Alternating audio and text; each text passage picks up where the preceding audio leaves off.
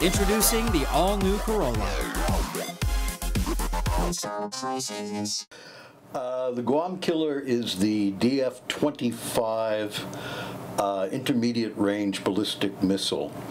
It's been in service in China since 2010. There are rumors that they've tried to sell it to Saudi Arabia to replace Saudi Arabia's intermediate range ballistic missile. UOG political science professor Dr. Michael Stoyle has worked for both the Defense Intelligence Agency and the Central Intelligence Agency.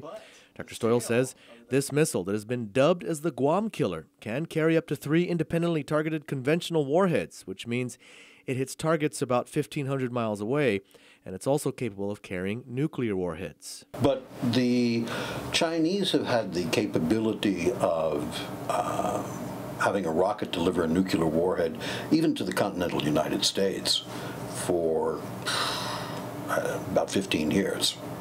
So that's not a new development. What is new is that this missile functions more like a cruiser missile, which means it doesn't have to enter into Earth's orbit like ICBMs, which means it gets to targets faster, and which also means it can be targeted and steered mid-flight.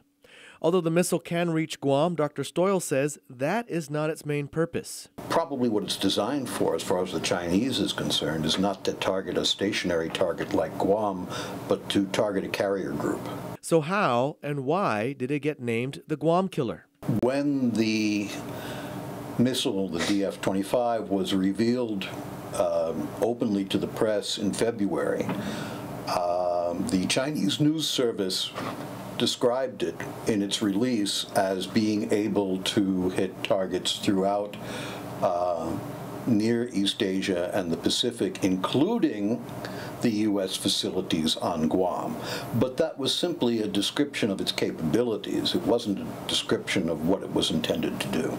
And so other media dubbed it the Guam killer? That's correct. U.S. media dubbed it the Guam killer? That's correct. And I believe there was one Chinese source which referred to it as the Guam Buster or something like that. Dr. Stoyle says China has had this missile for at least 4 years. The only thing that is new now is that they have allowed the press to photograph it.